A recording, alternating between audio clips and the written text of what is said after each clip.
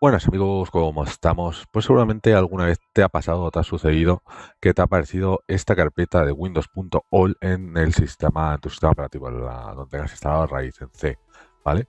Esta carpeta es de una versión anterior de Windows, probablemente hayas actualizado, pues, por ejemplo, ahora pasa de 10 a 11 y demás y suele ocupar bastante. Es por si quieres volver normalmente en 30 días, después supongo que se eliminará sola, ¿vale? Podías borrarla a mano, como veis aquí, pero lo ideal es borrarla de forma limpia y correcta, como te voy a enseñar a continuación, que es muy fácil y de paso, pues mira, te enseño cómo liberar espacio de otras formas. Le damos a inicio, ¿ok?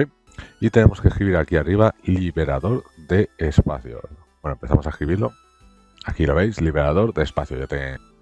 Y recuerda echarle un ojo al campo de la descripción donde te dejo enlaces para conseguir suscripciones más baratas de Netflix y demás, licencias de Windows y otros, juegos y otras cositas varias, ¿vale?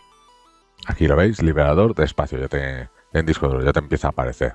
Entonces le damos y vais a poder ver ahí pues todo lo que podemos hacer limpieza del sistema operativo. Pero si os fijáis, de primera no nos va a salir, pone poco. Pero hay un botoncito abajo que pone limpiar archivos de sistema. Le pulsamos aquí, tarda unos segundos en analizarlo, se habrá ocultado ahí abajo si le pinchamos. Aquí lo tenemos, ¿veis?